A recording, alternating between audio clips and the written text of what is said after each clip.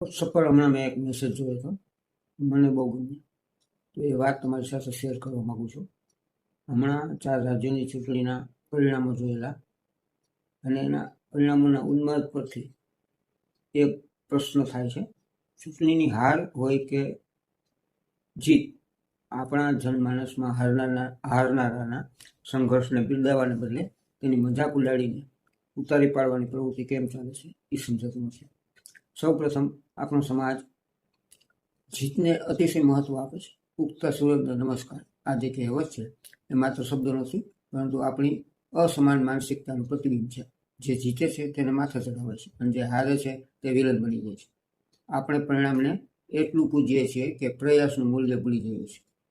એટલા માટે ક્યારેક અનૈતિક રીતે મળેલી સફળતા પણ વખાણ પામે છે, જ્યારે પ્રમાણિક મહેનત છતાં નિષ્ફળ ગયેલો માણસ અથવા વ્યક્તિ અવગણાય છે.